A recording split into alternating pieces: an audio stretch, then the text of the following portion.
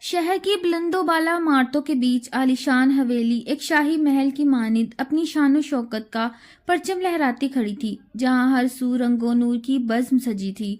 आज ज़यान मलिक की मेहंदी की रस्म थी और वो अपनी महबूबा माहीन के संग एक नए अहद का आगाज करने वाला था। हाल में कोसो कज़ा की मानिंद रोशनियां झिलमिला रही थीं। हिना की दिलकश खुशबू फिजा में बिखरी हुई थी और लोगों का कहका, गपशप और मुद्दर मौसीकी से माहौल गूंज रहा था। ज़यान अपनी गहरी स्याह शेरवानी में स्टेज पर माहीन के पहलू में बराजमान था। इसके लबों पर एक धीमी सी मुस्कुराहट खेल रही थी।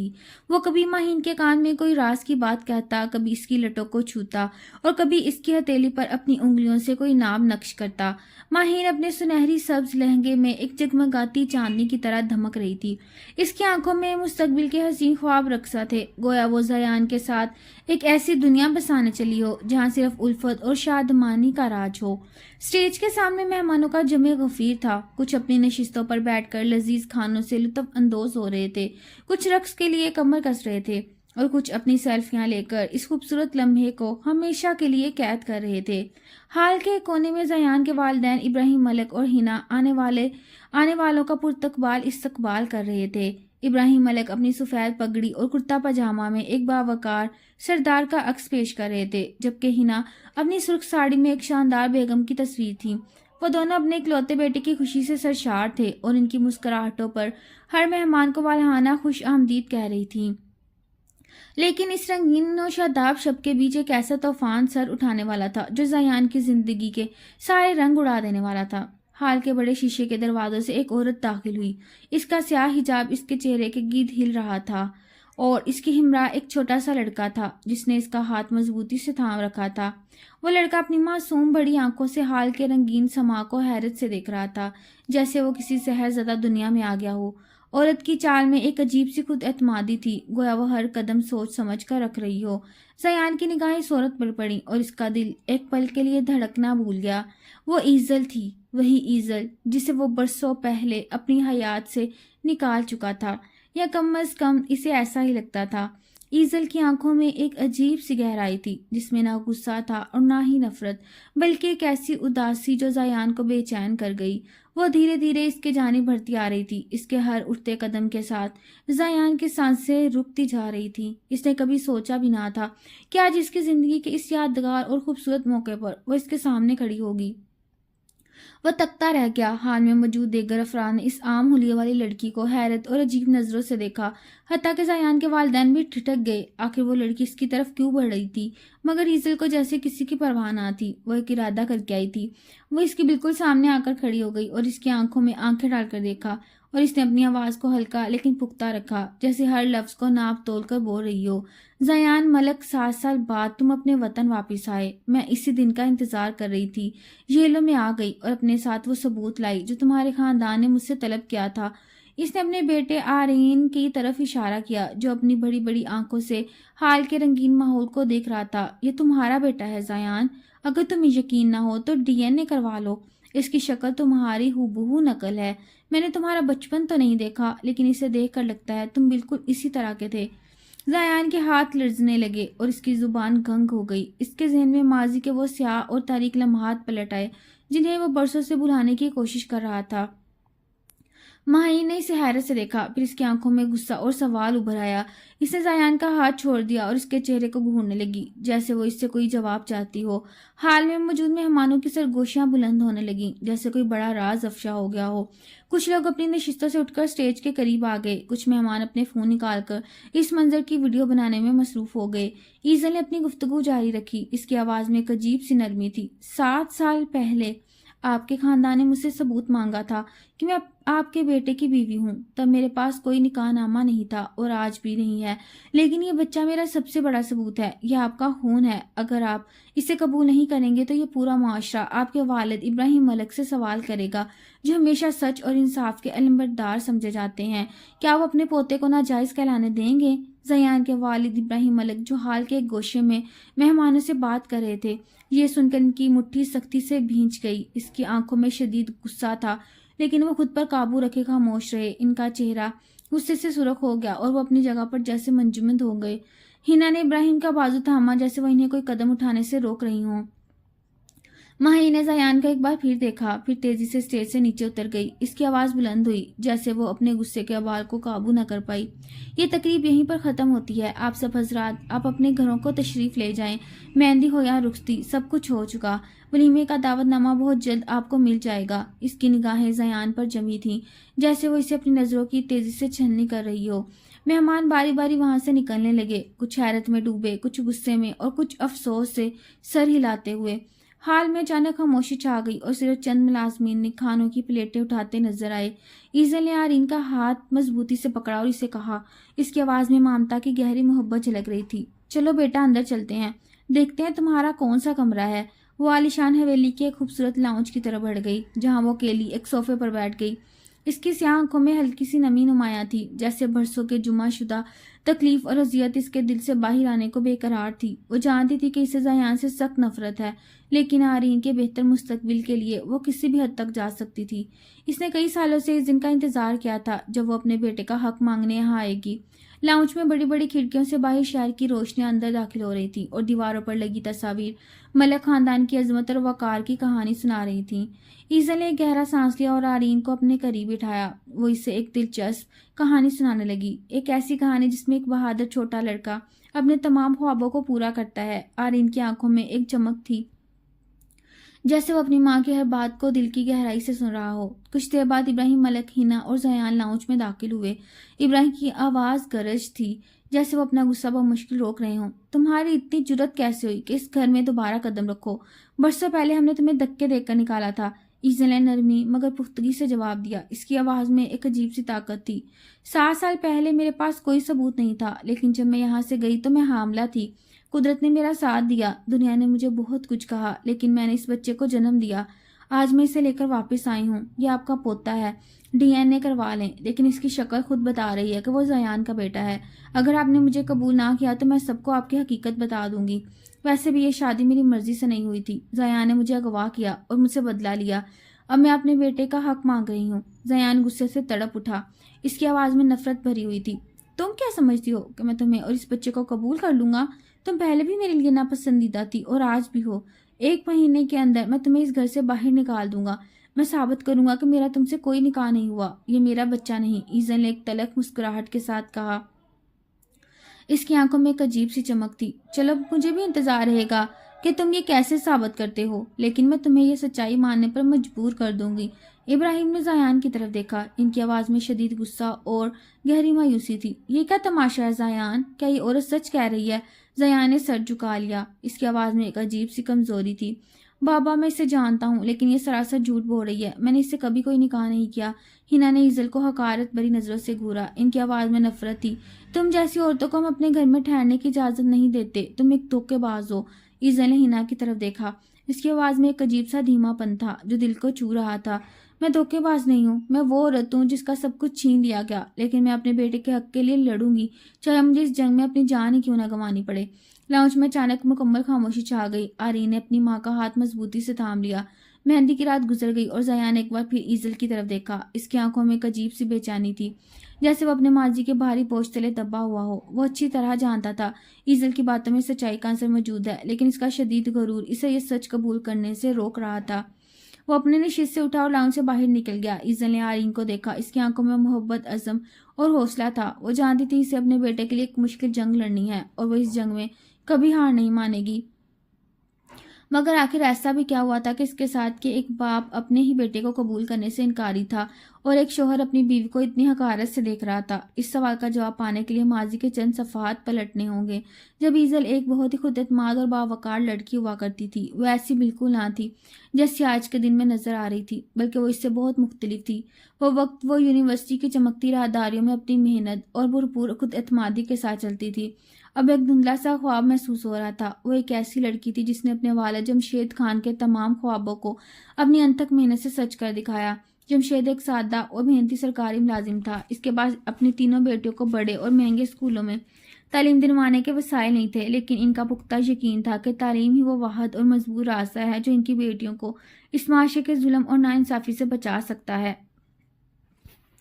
ایزل جو ان کی سب سے چھوٹی بیٹی تھی، ان کے خوابوں کی سچی علمدار بنی۔ اس نے سرکاری اسکول سے میٹرک کے امتحان میں پورے صوبے بھر میں پہلی پوزیشن حاصل کی اور اس کی یہ شاندار کامیابی ایک چھوٹے سے محلے کے بڑے فخر کا باعث بن گئی۔ اس کی محنت نے اسے سرکاری کالج میں داخلہ دلوایا، جہاں اس نے نہ صرف تعلیمی میدان میں غیر معمولی کمال دکھایا بلکہ تقریری مقابلوں، ڈراموں اور دیگر ہم نصابی سرگرمیوں میں بھی اپنی قابلیت کا لوہا منوایا۔ وہ حجاب میں رہتی تھی، لیکن اس کا حجاب کبھی اس کی خود اعتمادی اور ہمت کو کم نہ کر سکا۔ اس کی آنکھوں میں ایک عجیب سی چمک تھی جو ہر مشکل اور چیلنج کو ایک موقع سمجھ کر قبول کرتی تھی۔ کالج کے بعد اس نے یونیورسٹی میں MBA کے لیے داخلہ لیا، جہاں وہ اپنی ذہانت اور قابلیت کی بدولت فوراً ہی سب میں نمایاں ہو گئی۔ اساتذہ سے اپنی سب سے لاڈلی طالبہ سمجھتے تھے اور اس کی ہم جمال لڑکیاں اس کی خود اعتماد اور باوقار رویے سے بہت متاثر تھیں۔ لیکن ایزل کی زندگی نے اس وقت ایک نیا موڑ لیا جب اس کی ملاقات زیان ملک سے ہوئی۔ زیان ایک انتہائی امیر اور بااثر خاندان کا چشمہ چراغ تھا، جسے ہر خواہش، ہر چیز بغیر کسی محنت کے حاصل ہو جاتی تھی۔ یونیورسٹی میں وہ اپنی دھاگ اور رو بٹھاتا تھا اور اس کے دوست اس کے اس مغرور رویے کی ہمیشہ تائید کرتے۔ ایک ایسا لڑکا جسے زندگی میں کبھی کسی نے نہیں کہا تھا۔ اس کا غرور اس کی شخصیت کا لازمی حصہ تھا اور وہ اسے اپنی طاقت اور شان سمجھتا تھا۔ ایک دن جب ایزل لائبریری کی طرف جا رہی تھی، زیان کے دوستوں نے اسے دیکھ کر چھیڑنا شروع کر دیا۔ انہوں نے اس کی طرف سیٹی بجائی اور اس کا مذاق اڑایا۔ ایزل نے پلٹ کر بغیر کسی خوف کے بے باکی سے جواب دیا۔ اس کی آواز میں ایک عجیب سی دھمک اور وارننگ تھی۔ کیا تمہارے گھر میں ماں بہن نہیں ہے، یا تم ان کے ساتھ بھی اس طرح کے غیر مہذب رویہ اختیار کرتے ہو؟ اس کی بات پر زیان کا دوست طیش میں آ گیا اور زیان فوراً وہاں پہنچا۔ اس نے ایزل کو آڑے ہاتھوں لیا۔ اس کی آواز میں غرور اور اکڑ بھاری تھی۔ تمہاری اتنی جرأت کیسے ہوئی میرے دوست سے اس طرح کی بدتمیزی سے بات کرنے کی؟ ایزل نے اسے بھی دو ٹوک اور بے خوف جواب دیا۔ اس کی آنکھوں میں جیسے غصے کی چنگاریاں تھیں۔ 2 ٹکے کا انسان وہ ہوتا ہے جو عورت کی عزت و احترام نہیں کرتا۔ تم تو شاید 1 ٹکے کے بھی لائق نہیں ہو۔ زیان کے متکبر مزاج کو یہ توہین برداشت نہ ہوئی۔ اس نے ایزل کو توہین امیز باتیں کہیں۔ اس کی آواز میں ایک عجیب سی صفاقی تھی۔ تم جیسا کو تو ہم چند سکوں کے بدلے خرید لیتے ہیں۔ ایزل نے غصے میں آ کر اس کے منہ پر ایک زوردار تھپڑ مار دیا۔ اس کی آواز اس وقت سب سے بلند تھی۔ اپنے گھر کی گندی کہانیاں مجھے مت سناؤ، ہم تم جیسوں کے منہ پر تھوکتے بھی نہیں ہیں۔ یہ کہہ کر وہ وہاں سے چلی گئی۔ زیان کی آنکھوں میں غصے اور انتقام کی چنگاریاں لیے اسے گھورتا رہا۔ اس نے ہر صورت میں اپنی اور اس شدید بے عزتی کا بدلہ لینے کی ٹھان لی تھی۔ یہ سارا واقعہ یونیورسٹی میں جنگل کی آگ کی طرح ہر طرف پھیل گیا۔ زیان کے لیے ذلت انتہائی ناقابل برداشت تھی۔ اس کے دوست نے اسے چھیڑنا اور اس کا مذاق اڑانا شروع کر دیا اور اس کے مخالف گروپ نے اسے تانے دینے شروع کر دیے۔ زیان نے اس سب کا بدلہ لینے کا پختہ ارادہ کر لیا۔ اس نے اپنے دوستوں سے کہا اور اس کی آواز میں ایک عجیب سی سرد مہری اور تلخی تھی، بس 4 مہینے صبر کرو، اس لڑکی کو ایک ایسی سزا دوں گا کہ وہ ساری زندگی یہ واقعہ کبھی بھول نہیں پائے گی۔ 4 مہینے تیزی سے گزر گئے اور ایزل یونیورسٹی میں اپنی محنت اور بھرپور خود اعتمادی کی وجہ سے اور بھی زیادہ مشہور ہو چکی تھی۔ وہ لڑکوں سے کم بات کرتی تھی اور اس کی دوستی صرف چند سہیلیوں تک محدود تھی۔ اس کا یہ خوددار رویہ زیان کو اور زیادہ کاٹتا اور چبھتا تھا۔ فائنل پارٹی کے دن جب ایزل گھر جا رہی تھی، زیان نے اپنے دوستوں کے ساتھ مل کر اسے اغوا کر لیا اور اسے شہر سے باہر ایک ویران فاروق فارم ہاؤس میں لے گیا۔ اس دن تو بڑی اکڑ دکھا رہی تھی نا تم، اب بولو، میرے سامنے کام کیوں رہی ہو؟ کہاں گئی تمہاری ساری خود اعتمادی؟ بولو۔ وہ اس کا منہ اپنے ہاتھوں میں دبوچے شدید حقارت سے بولا۔ ایزل اندر تک لرز کر رہ گئی۔ اسے یہ بالکل بھی امید نہیں تھی کہ زیان اپنے غرور کا بدلہ لینے کے لیے اس حد تک گر سکتا ہے کہ وہ اسے اغوا کر ہی لے گا۔ آج میں تمہارا وہ حشر کروں گا کہ تم کبھی سر اٹھا کر چل نہیں سکو گی۔ میں تمہیں تمہاری اوقات اچھی طرح سے سمجھاؤں گا۔ آج ایزل کی بولتی مکمل طور پر بند ہو گئی تھی۔ اگر آج اس کی عزت پر کوئی آنچ آئی تو وہ واقعی اپنی پوری زندگی کسی کو منہ دکھانے کے قابل نہ رہے گی۔ اس کی آنکھوں کے سامنے اپنے غریب ماں باپ کا چہرہ آیا جو اسے فخر اور محبت سے دیکھتے تھے۔ آج کے بعد شاید وہ اسے ایسے نہ دیکھ سکیں۔ تم مجھے ہاتھ بھی مت لگانا ورنہ میں اپنی جان لے لوں گی اور اس کی ذمہ داری صرف تم پر ہوگی۔ ایزل نے لرزتی ہوئی آواز میں اسے دھمکی دی تو زیان نے ایک زوردار کہکا لگا کر ہنسا۔ ارے واہ، رسی جل گئی مگر بل نہیں گیا۔ میں دیکھتا ہوں آج میرے عزائم سے کون روکتا ہے۔ اب تمہارے 2 ہی راستے ہیں، یا تو میرے ساتھ نکاح کر لو یا پھر ایسے ہی کام چلا لیتے ہیں۔ ویسے مجھے تو کوئی فرق نہیں پڑتا، میں صرف 1 رات کے لیے تمہیں اپنا نام دوں گا اور پھر تم اس رات کے بدلے باہر ہر رات ایک سوچو گی کہ تم نے کس سے پنگا لیا تھا۔ تم میرا نام کبھی نہیں بھولو گی، مرتے دم تک۔ یہ رات تمہیں اذیت دے گی۔ یہ کہہ کر وہ انتہائی صفاقی سے کمرے سے باہر چلا گیا۔ ایزل کو ہر جانب صرف تاریکی ہی تاریکی نظر آ رہی تھی۔ کیا واقعی وہ یہ سب کچھ کر گزرے گا؟ ایزل نے بھرپور مزاحمت کی۔ اس کی آواز میں شدید درد اور غصہ تھا۔ میں تم سے کبھی نکاح نہیں کروں گی، تم سے شادی کرنے سے بہتر کہ میں مر جاؤں۔ وہ منہ میں بڑبڑائی، مگر نکاح وہ اندر داخل ہو چکے تھے۔ اس کے پاس کوئی بھی راستہ باقی نہیں بچا تھا۔ اگر وہ یہ نکاح نہ کرتی تو وہ گھٹیا اور ظالم انسان اسے رون ڈالتا۔ زیان کے دل میں ذرا بھی رحم نہیں تھا۔ نکاح کے بعد بھی اس نے ایزل کو بیوی کا درجہ دیا، نہیں دیا، بلکہ اس کے دماغ پر تو صرف انتقام کا جنون سوار تھا۔ وہ تڑپتی رہی، اس کے آگے ہاتھ جوڑتی رہی، اپنی عزت نفس پر پیر رکھ کر گڑ گڑائی، مگر اس نے ایزل کو جسمانی اور روحانی اذیت دی، اس کی روح کو بری طرح زخمی کر دیا۔ جب ایزل کو ہوش آیا، وہ خود کو ایک بند کمرے میں پایا۔ وہ چلائی، دروازہ پیٹا، لیکن باہر مکمل سناٹا تھا۔ اس کا دل اپنے والدین کی حالت کے لیے تڑپ رہا تھا۔ زیان نے اس سے کہا،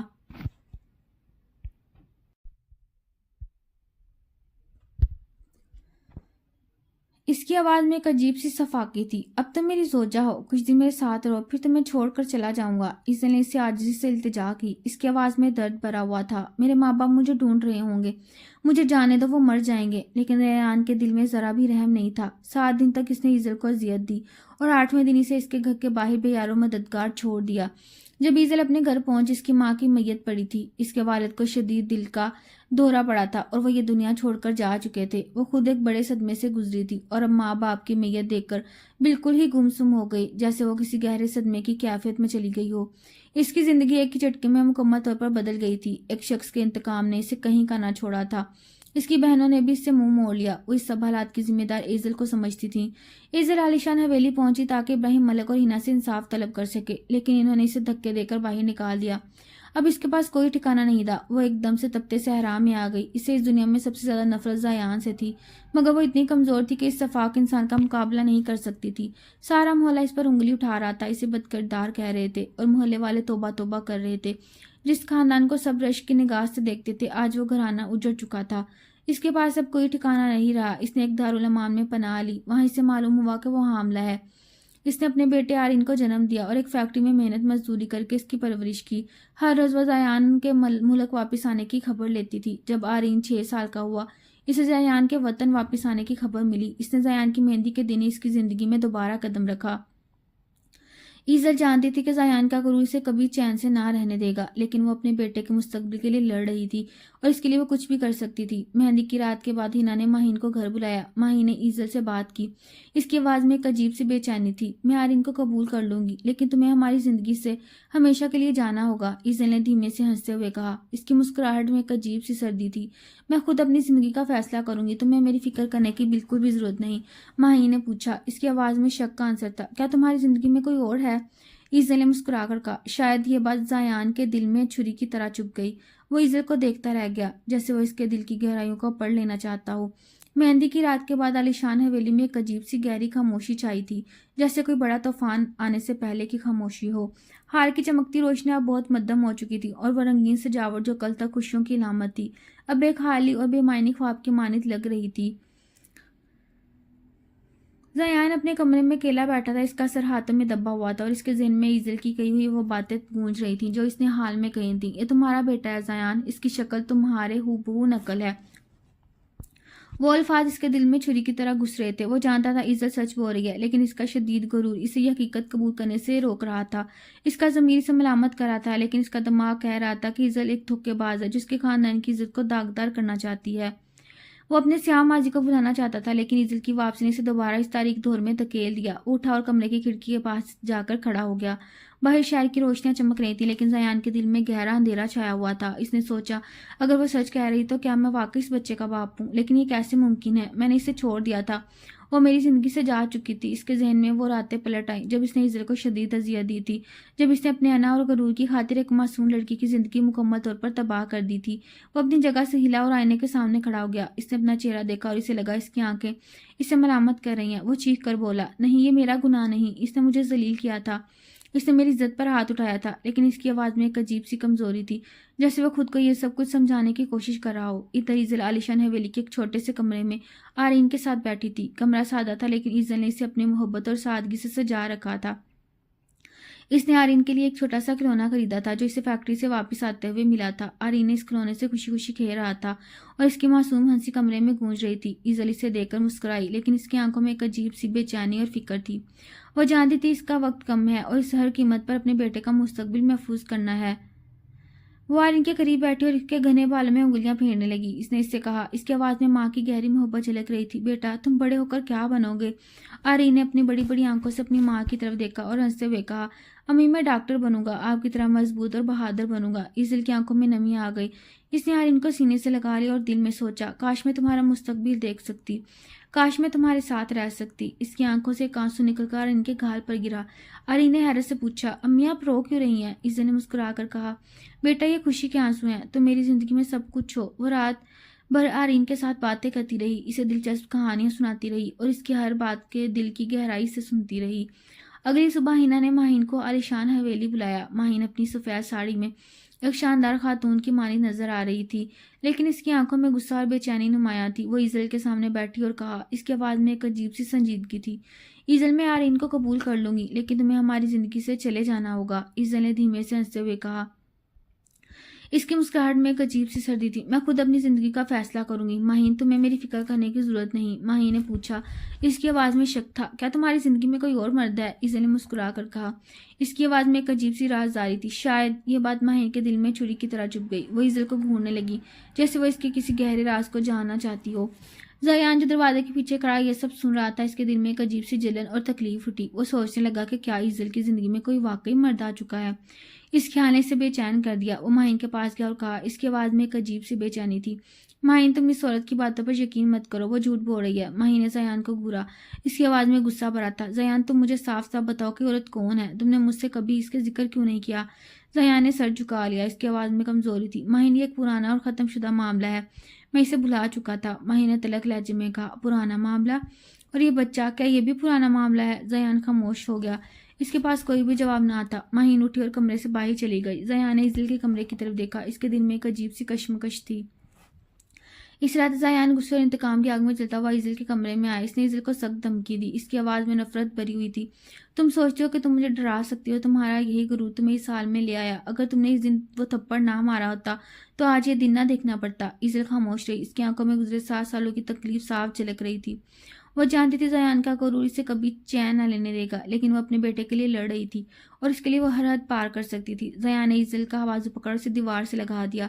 اس کی آواز میں ایک عجیب سی صفاقی تھی، تم اور تمہارا بچہ میری زندگی سے فوراً نکل جاؤ، ورنہ میں تمہیں ایسی اذیت دوں گا کہ تم ساری عمر روتی رہو گی۔ ایزل نے زیان کی آنکھوں میں دیکھا۔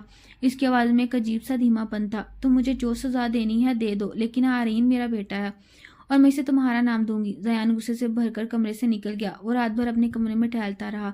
اس کے ذہن میں ایزل کی باتیں گونج رہی تھیں۔ اگلی صبح ایزل نماز تہجد پڑھنے کے لیے اٹھی اور عالیشان حویلی کے لون میں چہل قدمی کرنے لگی۔ اس کی سیاہ آنکھوں میں ایک عجیب سی چمک تھی، جسے وہ اپنی آخری لمحات اپنے طریقے سے جینا چاہتی ہو۔ وہ لون کے ایک کونے میں بیٹھے اور آسمان کی طرف دیکھنے لگی۔ اس نے سوچا، یا رب کائنات، اگر میرا وقت پورا ہو رہا ہے تو بس آرین کے لیے بہترین مستقبل عطا کر دے۔ اس کی آنکھوں سے آنسو بہہ رہے تھے، لیکن اس کے چہرے پر ایک عجیب سی مسکراہٹ تھی۔ زیان نے اسے دیکھا اور اس کے پاس آیا۔ اس کی آواز میں ایک عجیب سی شرمندگی تھی، میں نے تمہارے ساتھ بہت غلط کیا ایزل، مجھے نہیں پتا تھا کہ تمہارے والدین اس دنیا سے چلے گئے۔ ایزل نے تلخ مسکراہٹ کے ساتھ کہا۔ اس کی آواز میں ایک عجیب سی گہرائی تھی، اب معافی سے کیا فائدہ ہوگا، میرے ماں باپ ہمیشہ کے لیے چلے گئے، میں نے ان کا آخری دیدار بھی نہیں کیا، لیکن میں اپنے بیٹے کے لیے سب کر رہی ہوں۔ اس کی باتوں میں ایک عجیب سی سچائی اور وزن تھا جو زیان کے دل کو چھو گیا۔ اس نے ایزل کو دیکھا اور اسے لگا وہ اس سے پہلی بار صحیح طور پر سمجھ رہا ہے۔ اس دن ماہی نے زیان اور ایزل کو شہر کے مشہور دلکش ریسٹورنٹ میں بلایا۔ یہ ریسٹورنٹ شہر کے ایک خوبصورت حصے میں واقع تھا، جہاں شیشے کی دیواروں سے بحر روم کا دلکش نظارہ نظر آتا تھا۔ ماہی نے کہا، اس کی آواز میں ایک عجیب سی سنجیدگی تھی، ایزل میں آرین کو اپنا بیٹا بنا کر قبول کر لوں گی، لیکن تم وعدہ کرو تم ہمیشہ کے لیے ہماری زندگی سے چلی جاؤ گی۔ ایزل نے مسکرا کر کہا۔ اس کی آواز سے ایک عجیب سا سکون تھا، میں وعدہ کرتی ہوں ماہی، لیکن آرین کو کبھی یہ مت بتانا کہ اس کی اصل ماں کون تھی۔ ماہی نے سر ہلایا۔ اس کی آنکھوں میں ایک عجیب سی نمی تھی۔ زیان نے ایزل کو دیکھا۔ اس کے دل میں ایک عجیب سی بے چینی اور سوال تھا۔ وہ سوچ رہا تھا، ایزل اتنی آسانی سے کیوں مان گئی؟ کیا وہ واقعی جانے والی ہے؟ واپسی پر ایزل کی طبیعت اچانک بہت خراب ہو گئی۔ وہ ٹیکسی میں بیٹھی تھی جب اسے شدید پیٹ میں درد اٹھا۔ اس نے ڈرائیور سے فوراً یونیورسٹی اسپتال جانے کو کہا۔ جب وہ وہاں پہنچی تو اس کے دوست رانیہ، جو وہیں نرس تھی، اسے فوراً ڈاکٹر کے پاس لے گئی۔ رانیہ ایزل کی واحد دوست تھی جو اس کے دارالعلوم دنوں سے اس کے ساتھ رہی۔ ڈاکٹر نے ایزل کا مکمل معائنہ کیا اور کہا، اس کی آواز میں ایک عجیب سی سنجیدگی تھی،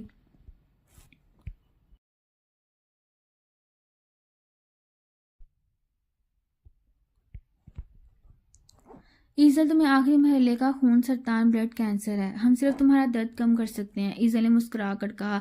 اس کی آواز میں ایک عجیب سا سکون تھا۔ میں اپنے بیٹے کے لیے جینا چاہتی تھی، لیکن شاید قدرت کا فیصلہ کچھ اور ہے۔ رانیہ نے ایزل کا ہاتھ پکڑا اور شدت سے رو پڑی۔ اس نے کہا، ایزل تم کیوں اتنی مضبوط ہو، تم کیوں ہار نہیں مانتی؟ ایزل نے دھیمے سے ہنستے ہوئے کہا، رانیہ میں اپنے بیٹے کے لیے لڑ رہی ہوں، جب تک میری سانس ہے میں اس کے بہتر مستقبل کے لیے لڑوں گی۔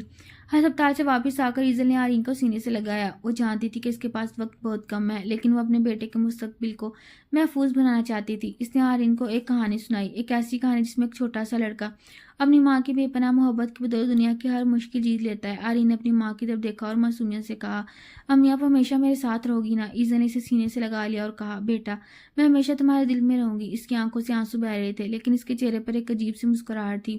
اگلی صبح ایزل نے رانیہ سے کہا کہ وہ آرین کو شہر کے ایک اچھے اسکول میں داخل کروانے کی تیاری کرے۔ اس نے کہا، رانیہ اگر میں نہ رہوں تو آرین کو اچھے اسکول میں پڑھانا، اسے وہ سب کچھ دینا جو میں نہ دے سکی۔ رانیہ نے بھاری دل سے سر ہلایا، اس کی آنکھوں میں آنسو تھے۔ اس دن زیان ایزل کے کمرے میں آ رہے، اس کی آواز میں ایک عجیب سی بے چینی تھی۔ ایزل تم بیمار ہو، تم نے یہ بات مجھ سے کیوں چھپائی؟ ایزل نے مسکرا کر کہا، زیان تم نے کبھی میری فکر کی، اب کیوں کر رہے ہو؟ زیان نے شرمندگی سے سر جھکا لیا۔ اس کی آواز میں گناہوں کا بوجھ تھا۔ میں جانتا ہوں کہ میں نے تمہارے ساتھ بہت غلط کیا، لیکن اب میں آرین کو پورے دل سے قبول کرنا چاہتا ہوں۔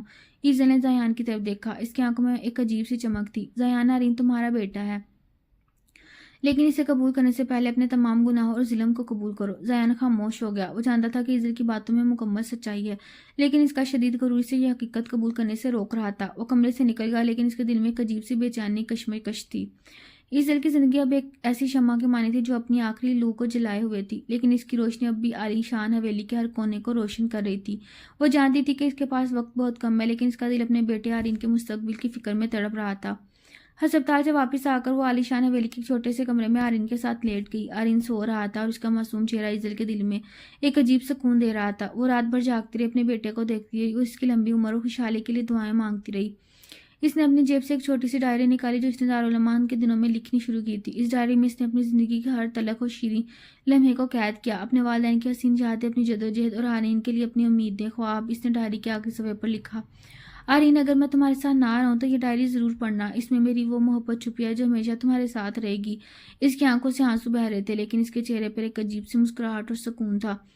صبح وہ نماز تہجد پڑھنے اٹھی اور عالیشان حویلی کے لون میں چہل قدمی کرنے لگی۔ لون میں خوبصورت پھولوں کی کیاریاں تھیں جن کی خوشبو ہوا میں پھیلی ہوئی تھی۔ ایزل نے ایک سفید گلاب توڑا اور اسے اپنے حجاب میں سجا لیا۔ وہ آسمان کی طرف دیکھنے لگی اور دل میں سوچنے لگی، یا رب کائنات، اگر میرا وقت ختم ہو رہا ہے تو بس آریان کے لیے ایک تابناک مستقبل عطا کر دے۔ اس کی آنکھوں سے آنسو بہ رہے تھے، لیکن اس کے چہرے پر عجیب سا سکون تھا۔ زیان نے اسے دیکھا اور اس کے پاس آیا۔ اس کی آواز میں ایک عجیب سی شرمندگی تھی۔ ایزل، میں نے تمہارے ساتھ ظلم کیا، مجھے نہیں پتا تھا تمہارے والدین اس طرح اچانک چلے جائیں گے۔ ایزل نے ایک تلخ مسکراہٹ کے ساتھ کہا، اس کی آواز میں ایک عجیب سی گہرائی تھی۔ اب معافی سے کیا ہوگا، میرے باپ آپ چلے گئے، میں ان کا آخری دیدار بھی نہیں کیا، لیکن میں یہ سب کچھ اپنے بیٹے کے مستقبل کے لیے کر رہی ہوں۔ اس کی باتوں سے ایک عجیب سچائی اور مظلومیت تھی جو زیان کے دل کو چھو گئی۔ اس نے ایزل کو دیکھا اور اسے لگا وہ اسے پہلی بار سمجھ رہا ہو۔ اس نے کہا، اس کے آواز میں ایک عجیب سی بے چینی تھی، ایزل اگر آرین میرا بیٹا تو میں اسے قبول کر لوں گا، لیکن مجھے بتاؤ تم بیمار کیوں ہو؟ ایزل نے مسکرا کر کہا، زیان تم نے کبھی میری فکر کی، اب کیوں کر رہے ہو؟ زیان نے سر جھکا لیا۔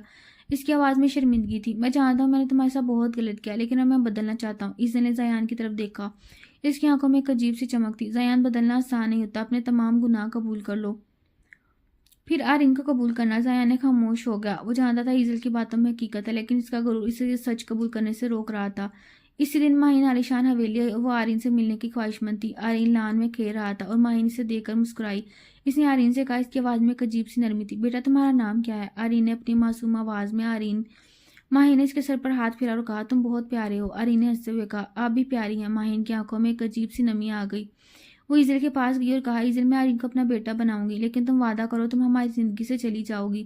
ایزل نے مسکرا کر کہا، اس کے آواز میں ایک عجیب سا سکون تھا، میں وعدہ کرتی ہوں ماہین، لیکن آرین کو کبھی یہ مت بتانا اس کی اصل ماں کون تھی۔ ماہین نے سر ہلایا، اس کی آنکھوں میں ایک عجیب سی نمی تھی۔ اس شام زیان نے ایزل کو شہر کے مشہور دلکش ریسٹورنٹ میں بلایا۔ ریسٹورنٹ کے شہر کے ایک خوبصورت حصے میں تھا جہاں شیشے کی دیواروں سے باہر روم کا دلکش نظارہ نظر آتا۔ زیان نے کہا، اس کی آواز میں ایک عجیب سی سنجیدگی تھی، ایزل میں آرین کو قبول کرنا چاہتا ہوں، لیکن مجھے بتاؤ تم بیمار کیوں ہو؟ ایزل نے مسکرا کر کہا، زیان تمہیں میری بیماری سے کیا لینا دینا، تم بس آرین کو اپنا بیٹا مان لو، یہی کافی۔ زیان نے ایزل کا ہاتھ پکڑا، اس کے آواز میں ایک عجیب سی التجا تھی، ایزل میں جانتا ہوں میں تمہارے ساتھ بہت غلط کیا، لیکن اب میں تمہارے ساتھ کچھ کرنا چاہتا ہوں۔ ایزل نے زیان کی طرف دیکھا، اس کی آنکھوں میں ایک عجیب سی چمک تھی۔ زیان، تم نے میری زندگی کی مکمل طور پر تباہ کی، اب تم کچھ نہیں کر سکتے۔ زیان نے سر جھکا لیا، اس کی آنکھوں میں ایک عجیب سی نمی تھی۔ واپسی پر ایزل کی طبیعت اچانک خراب ہو گئی اور ٹیکسی میں بیٹھی جب اسے شدید درد اٹھا، اس نے ڈرائیور سے فوراً یونیورسٹی اسپتال جانے کو کہا۔ جب وہ وہاں پہنچی تو اس کی دوست رانیہ اسے فوراً ڈاکٹر کے پاس لے گئی۔ ڈاکٹر نے ایزل کا معائنہ کیا اور کہا، اس کی آواز میں ایک عجیب سی سنجیدگی تھی، ایزل، تمہیں آخری مرحلے کا خون سرطان ہے، ہم صرف تمہارا درد کم کر سکتے ہیں۔ ایزل نے مسکرا کر کہا، اس کی آواز میں ایک عجیب سا سکون تھا، میں اپنے بیٹے کے لیے جینا چاہتی تھی لیکن قدرت کا فیصلہ کچھ اور ہے۔ رانیہ نے ایزل کا ہاتھ پکڑا اور رو پڑی۔ اس نے کہا، ایزل، تم کیوں اتنی مضبوط ہو اور بہادر ہو، تم کیوں ہار نہیں مانتی؟ ایزل نے ہنستے ہوئے کہا، رانیہ، میں اپنے بیٹے کے لیے لڑ رہی ہوں، جب تک میری سانس ہے میں اس کے لیے لڑوں گی۔ ہسپتال سے واپس آ کر ایزل نے آرین کو سینے سے لگا لیا۔ وہ جانتی تھی کہ اس کے پاس وقت بہت کم ہے، لیکن وہ ہر قیمت اپنے بیٹے کو مستقبل کو محفوظ کرنا چاہتی تھی۔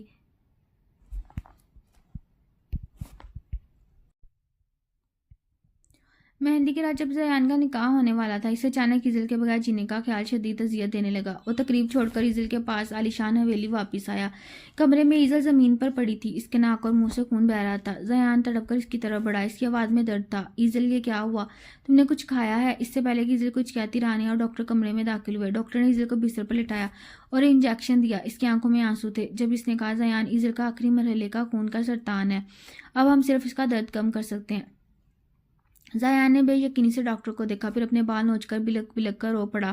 وہ ایزل کے پاس بیٹھا، اس کی کمر میں ہاتھ ڈال کر اسے سینے سے لگایا، اس کی آواز میں درد بھرا تھا، تم نے مجھے کیوں نہیں بتایا؟ میں تمہارا علاج کرواتا، میں تمہارے بغیر کیسے جیوں گا؟ ایزل نے مشکل سے آنکھیں کھولی، اس کی آواز کمزور تھی، میں نے کہا تھا نا کہ مجھ سے دور ہو ورنہ ساری عمر روگے۔ میں نے تم سے اپنا بدلہ لے لیا زیان، ایک ایسا بدلہ جو گناہ بھی نہیں، تمہیں وہ درد دیا جو میں نے 7 سال سہا، محبت سے بڑا کوئی بدلہ نہیں۔ وہ بولتے بولتے خاموش ہو گئی۔ زیان نے اسے سینے سے لگا کر شدت سے رو پڑا۔ ایزل کی میت کو اس کے محلے لے جایا گیا۔ زیان نے سب کے سامنے اعتراف کیا کہ ایزل نے اپنے والدین کا مان نہیں توڑا، بلکہ اس نے ہر ستم کو خاموشی سے سہا اور اس کی بہنیں تڑپ کر رو پڑیں۔ جنازے کے بعد زیان نے ایزل کو لکھا ہوا آخری خط پڑھا، زیان ملک، جب تم یہ خط پڑھو گے میں تم سے بہت دور جا چکی ہوں گی، میں تم سے کبھی محبت نہیں کر سکتی تھی۔ آرین کو کبھی اپنے جیسا مغرور اور ظالم مت بنانا، اسے سچی محبت دینا، اگر ماہین آرین کی ماں بننا چاہے تو اسے پورے دل سے قبول کر لینا، میں نے سب کو معاف کر دیا، فقط ایزل۔ زیان نے آرین کو سینے سے لگا لیا۔ کچھ دن بعد اس کا ماہین سے سادگی سے نکاح ہو گیا۔ انہیں ایک بیٹی ہوئی جس کا نام انہوں نے ایزل رکھا۔ ہر روز وہ زیان ایزل کے قبر پر جاتا، اس سے باتیں کرتا اور آخرت میں اس کے ساتھ ملنے کی دعا مانگتا اور اپنے گناہوں کی معافی طلب کرتا۔